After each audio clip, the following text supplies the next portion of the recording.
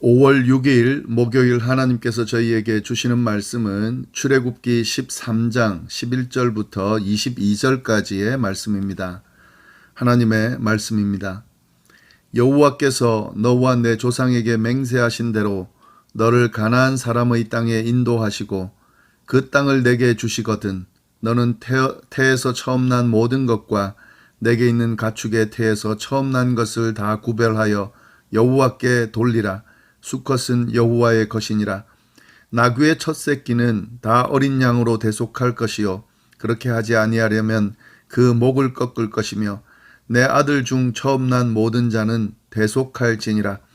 후일에 내 아들이 내게 묻기를 이것이 어찌 됨이냐 하거든 너는 그에게 이르기를 여호와께서 그 손의 권능으로 우리를 애굽에서 곧 종이 되었던 집에서 인도하여 내실세 그때에 바로가 완악하여 우리를 보내지 아니하매 여호와께서 애굽 나라 가운데 처음 난 모든 것은 사람의 장자로부터 가축의 처음 난 것까지 다 죽이셨으므로 태에서 처음 난 모든 수컷들은 내가 여호와께 제사를 드려서 내 아들 중에 모든 처음 난 자를 다 대속하리니 이것이 내 손의 기효와 내 미간의 표가 되리라.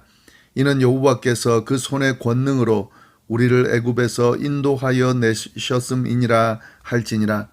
바로가 백성을 보낸 후 블레셋 사람의 땅의 길은 가까울지라도 하나님이 그들을 그 길로 인도하지 아니하셨으니 이는 하나님이 말씀하시기를 이 백성이 전쟁을 하게 되면 마음을 돌이켜 애굽으로 돌아갈까 하셨음이라. 그러므로 하나님이 홍해의 광야길로 돌려 백성을 인도하심에 이스라엘 자손이 애굽 땅에서 대열을 지어 나올 때에 모세가 요셉의 유고를 가졌으니 이는 요셉이 이스라엘 자손으로 단단히 맹세하게 하여 이르기를 하나님이 반드시 너희를 찾아오시리니 너희는 내 유고를 여기서 가지고 나가라 하였음이더라. 그들이 숫곳을 떠나서 광야 끝 에담의 장막을 치니 여호와께서 그들 앞에서 가시며 낮에는 구름 기둥으로 그들의 길을 인도하시고 밤에는 불기둥을 그들에게 비추사 낮이나 밤이나 진행하게 하시니 낮에는 구름 기둥 밤에는 불기둥이 백성 앞에서 떠나지 아니하니라. 아멘. 하나님께서는 이스라엘 백성들을 애굽에서 탈출시키시면서 세 가지 규례를 지킬 것을 명령하셨습니다. 유월절 규례, 무교절 규례, 그리고 처음 난 것에 대한 규례입니다. 유월절과 무교절 규례에 대해서는 저희가 이미 살펴보았고 오늘은 처음 난 것에 대한 규례에 대한 내용이 나오는데요. 이를 살펴보도록 하겠습니다.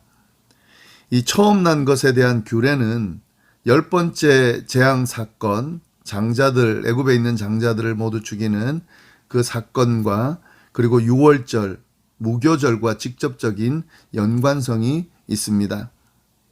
하나님께서 정해주신 유월절 밤에 애굽에 속한 사람의 장저로부터 가축의 처음 난 것까지 전부 죽임을 당할 그때에 이스라엘에 속한 처음 난 모든 것은 그 죽음의 재앙으로부터 구원을 받았습니다. 특별히 그 유월절 명령을 잘 지킨 그 양을 잡고 그 양의 피를 문설주 그리고 임방에 바르는 그 일을 행한 사람들은 모두 구원을 받았다 하는 거죠. 이러한 하나님의 구원의 역사에 대해서 잊지 말고 기억할 것을 명령하면서 그 규례를 정해주셨는데 그것이 무교절 규례고요. 그리고 또 하나가 처음 난 것에 대한 규례입니다. 이스라엘의 처음 난 것을 모두 구별하여서 하나님께 거룩하게 구별하여 돌려야 된다 하는 것이 이 규례입니다. 본문을 통해서 좀 자세히 보시면 11절부터 보겠습니다. 여호와께서 너와 내 조상에게 맹세하신 대로 너를 가나안 사람의 땅에 인도하시고 그 땅을 내게 주시거든. 이거 무교절 규례 때와 마찬가지죠. 유월절 규례는 출애굽하는 직전 그 밤에 행하는 것으로 알려주셨고 그걸 이제 계속 지키게 될 것이고요. 무교절 규례와 이 처음 난 것에 대한 규례는 가나안 땅에 들어가게 됐을 때에 기억하고 지키라고 주신 규례입니다.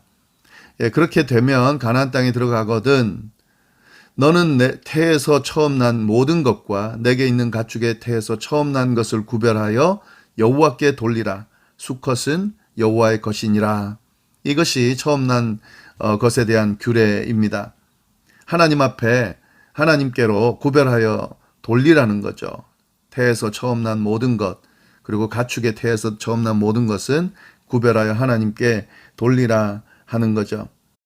그러면서 설명을 덧붙이고 있는데요. 13절 나귀 외의 첫 새끼는 다 어린 양으로 대속할 것이요 그렇게 하지 아니하려면 그 목을 꺾을 것이며 내 아들 중 처음 난 모든 자는 대속할지니라.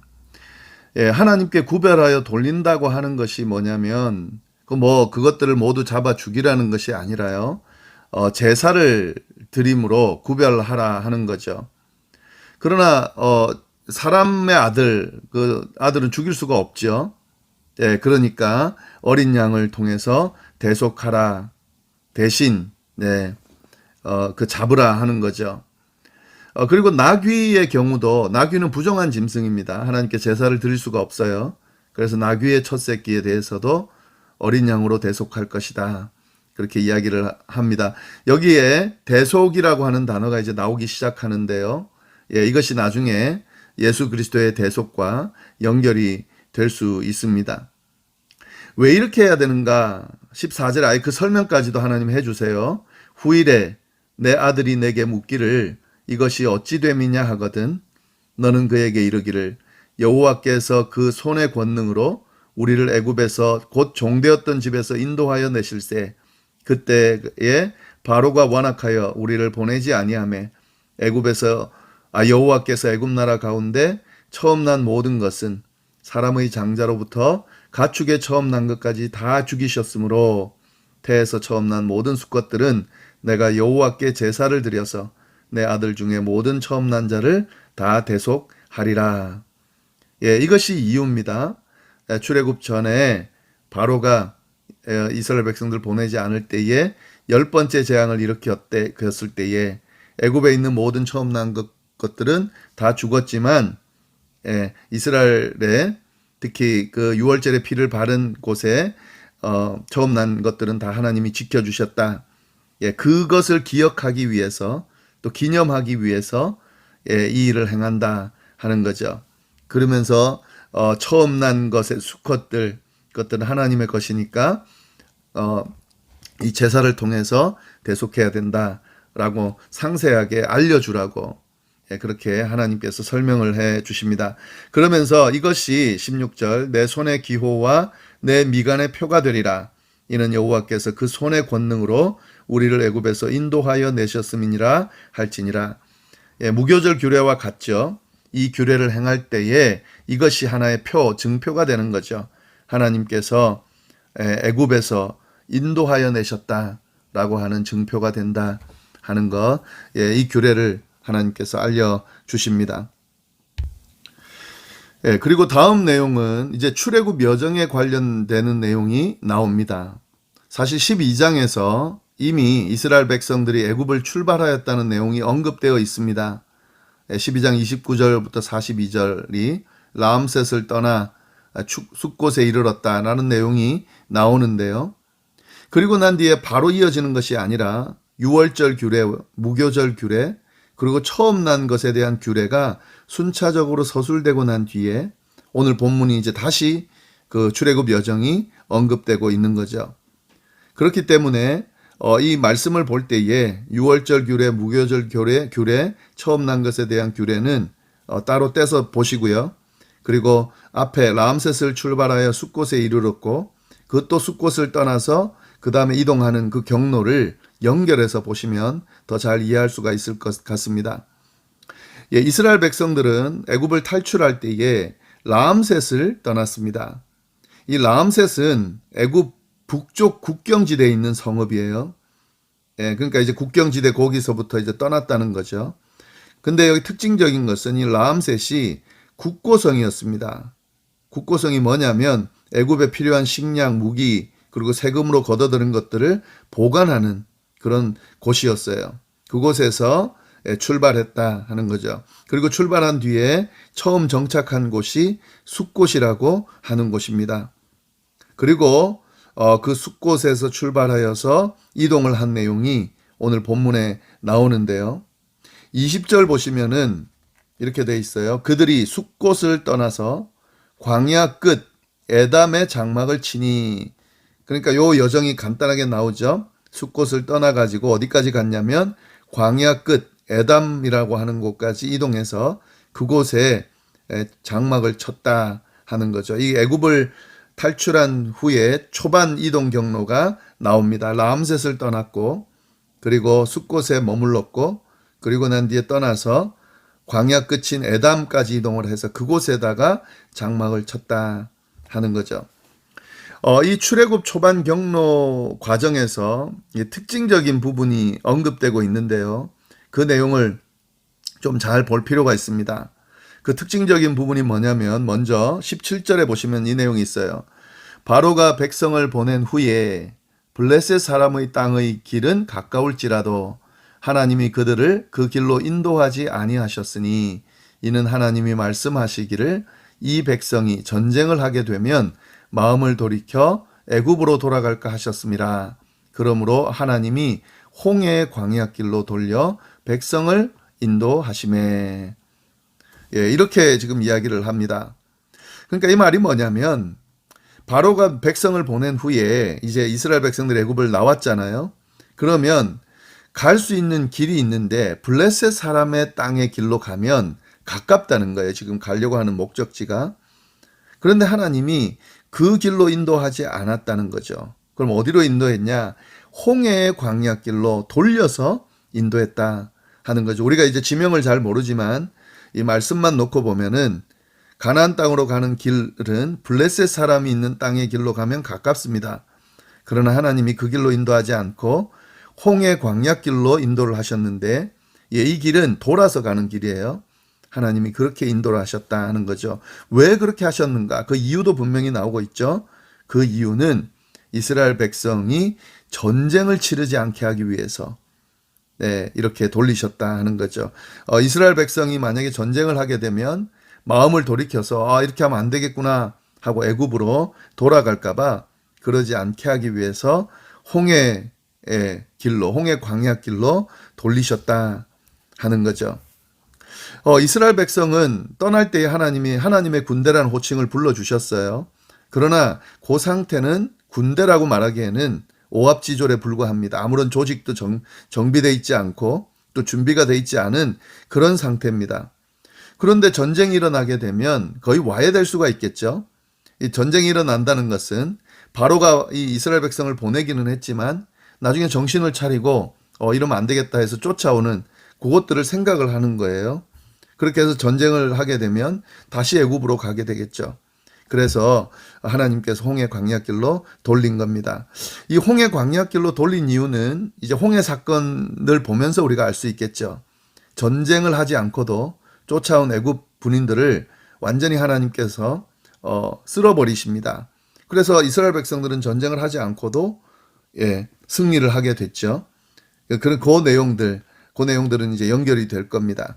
여하튼 하나님께서 바로 우리가 인간적으로 생각할 때는 바로 가까운 길로 갈 수 있다 생각하지만 가는 것이 좋다 생각하지만 하나님은 그러지 않으셨다는 거죠. 더 큰 계획으로 정말 이스라엘 백성들을 위하는 그런 길로 인도하셨다 하는 거죠. 이런 하나님이세요. 우리를 인도하실 때도 마찬가지입니다. 또 때로는 우리가 이해할 수 없는 길로 인도하실 때가 있습니다.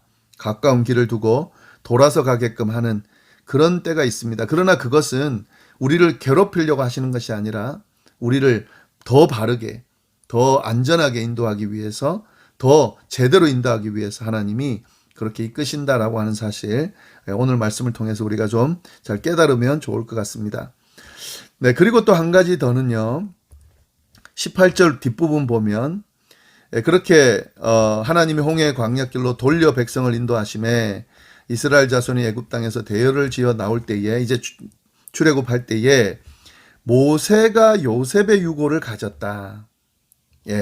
요셉의 유고를 가지고 나왔다는 거죠. 왜요?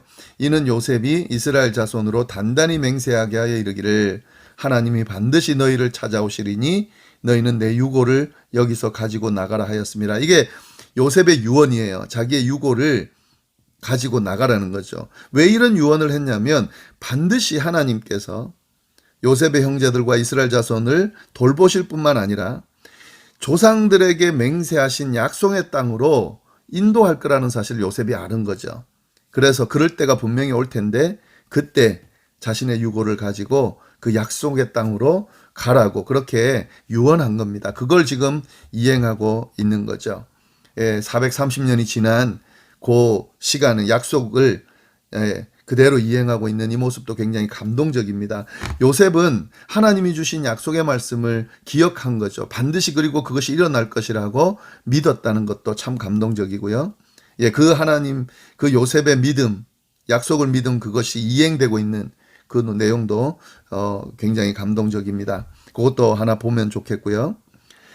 그리고 뒤에 부분 21절 보면 여호와께서 그들 앞에서 가시며 낮에는 구름 기둥으로 그들의 길을 인도하시고 밤에는 불 기둥을 그들에게 비추사 낮이나 밤이나 진행하게 하시니 낮에는 구름 기둥 밤에는 불 기둥이 백성 앞에서 떠나지 아니하니라.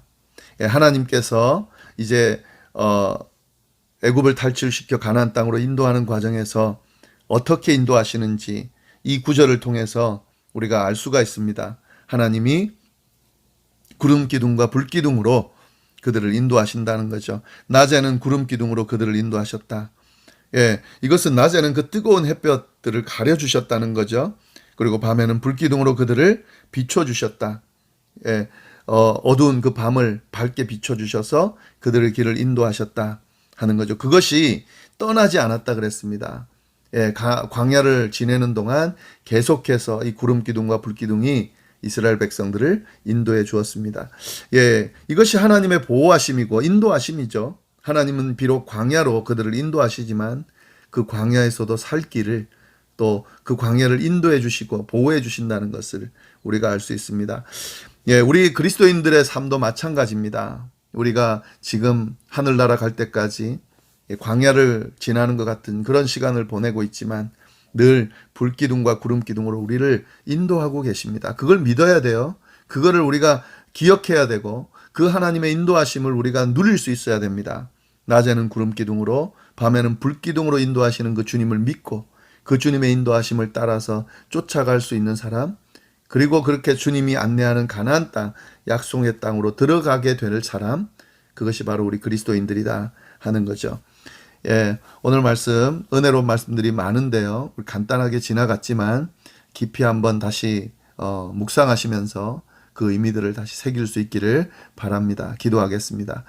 하나님 아버지, 오늘 또 귀한 말씀을 통하여 하나님의 음성 듣게 하시니 감사합니다. 하나님께서 인도하시는 그 길이 비록 좀 돌아가는 길처럼 보일지라도 그 길이 안전한 길이고 우리를 바르게 인도하는 길이라는 사실 우리가 잘 기억하게 하시고, 그리고 약속을 끝까지 붙들었던 요셉의 그 유언, 그리고 그 유언이 이행되는 모습도 우리가 도전이 됩니다. 하나님, 우리도 하나님의 약속을 끝까지 믿고 신뢰할 수 있도록 인도하여 주옵소서.